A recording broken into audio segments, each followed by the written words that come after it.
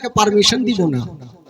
ইমাম হোসেন বলল যে না, তোমরা যতই নিষেধ করো আমি যাব। যদি আজকে না যাই তবে কাল হাসরের মাঠে তারা বলবে আমার নানার সামনে যে আপনার নাতিকে ডেকেছিলাম, আপনার নাতি আসেনি, তার জন্য ইয়াজিদের হাতে হাত দিয়ে মুরিদ হয়েছিলাম। আপনার নাতি আসতো তাহলে তো ওর হাতে মুরিদ হতাম। এই কথা যেন বলে তারা সাপ্লাই করতে না পারে, তার জন্য আমাকে যেতে হবে। আহালিয়ারা বলছেন হুজুর একটা কথা বলবো আপনাকে, মানবেন তো? বলে হ্যাঁ বলো। বলছে হুজুর আপনি কুফা শহরে যাবেন, আপনাকে মানা করবো না, তবে একটা কথা হুজুর, আপনি কুফাতে আমাদের মধ্যে একজনকে পাঠিয়ে দেন। কুফার ভালোবাসা দেখবে, আচরণ দেখবে, তারা যদি ভালো থাকে তো আমাদের লোক আপনাকে চিঠি লিখবে, আমাদের লোকের চিঠি পাওয়া মাত্র আপনি চলে যাবেন, নচেত আপনাকে যেতে দিব না। ইমাম হোসেন বলল আমি যাকে পাঠাবো তার কি হবে? তাকে কি ছেড়ে দিবে?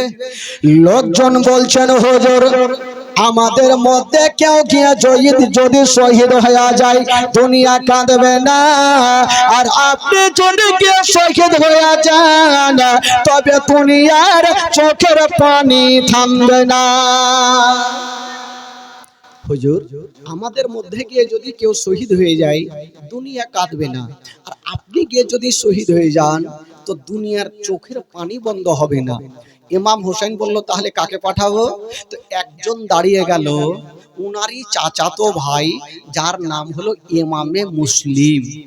এই যে ইমামে মুসলিমের ঘটনা পড়লো ভাই, জীবনের মধ্যে সবথেকে মারাত্মক ঘটনা হচ্ছে এই ঘটনা।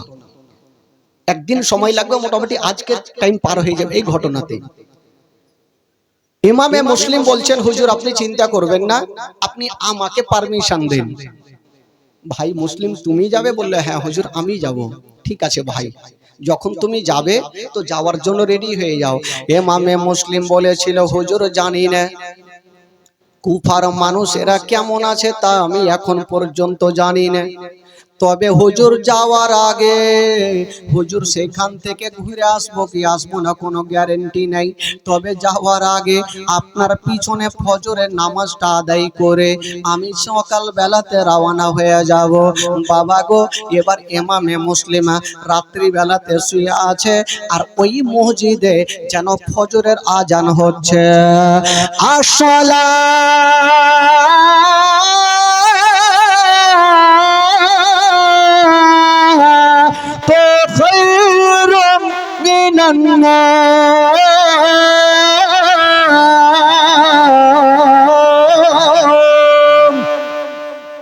আজান হইল, ঘুম ভাঙল, ইমামে মুসলিম নামাজ আদায় করলেন।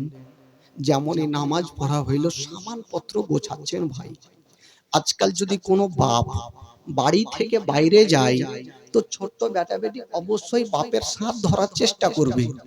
ইমামে মুসলিম সামানপত্র গোছাচ্ছেন, উনারই দুটা বেটা যাদের নাম হলো মোহাম্মদ আর ইব্রাহিম, 4-5 বছরের ছেলে। বাপের হাত ধরে বলছেন আব্বা আপনি কোথায় যাবেন? আব্বা বলছেন বেটা আমি যাব কুফা শহরে, তোমরা আমাকে বিদায় দাও। দুটা জান্নাতি ফুল আলে রাসূল, এত সুন্দর চেহারা, বাপের হাত ধরে কাঁদতে লাগলো আব্বা গো আপনি যখন যাবেন আব্বা আমাদের সাথে করে নিয়ে চলেন আব্বা, আমাদের মা নাই, বাচ্চাকালে আমরা নিজের মাকে হারিয়েছি, আব্বা গো আপনি ছাড়া আমাদের কেউ নাই, সাথে করে আপনি নিয়ে চলেন আব্বা।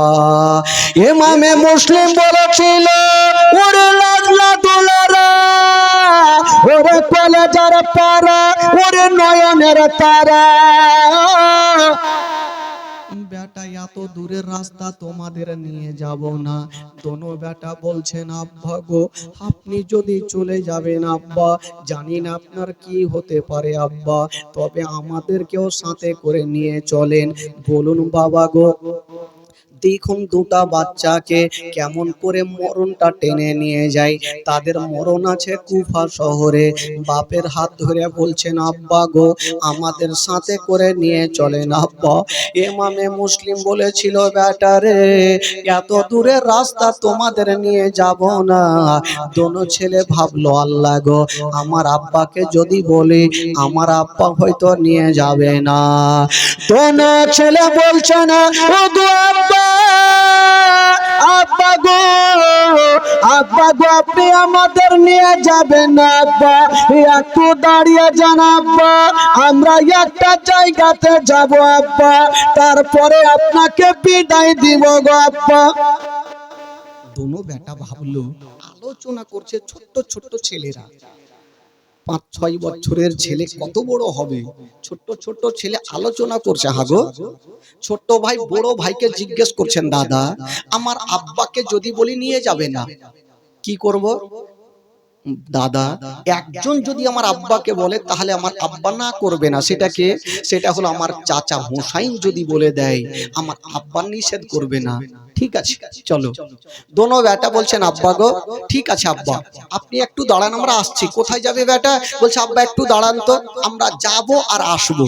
দোনো বেটা গুটি গুটি পায়ে চাচা হোসাইনের সামনে গিয়ে দাঁড়িয়ে গেল, গিয়ে বলছেন, চাচা গো চাচা গো চাচা গো আমরা হলাম আপনার, কি বলে চাচা এ মোহাম্মদ আর ইব্রাহিম, বলে কি খবর বলো?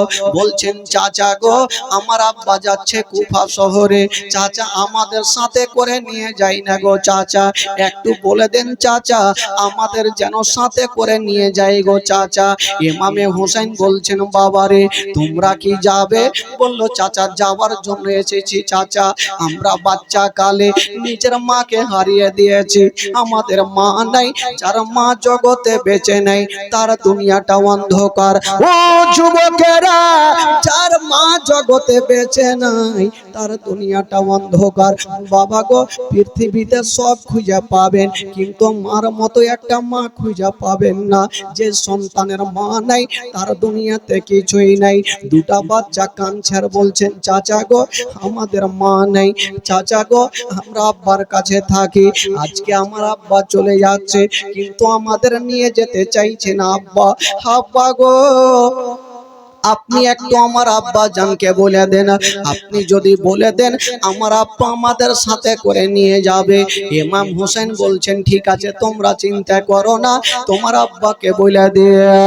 ওই ইমাম হোসেন ডাক দিচ্ছেন, ও ভাই মুসলিম তাড়াতাড়ি করে আমার কাছে চলে আসো। ইমামে মুসলিম বুঝে গেল যে হয়তো আমার দোনো বেটা আমার হুজুর হুসাইনকে জানিয়ে দিয়েছে।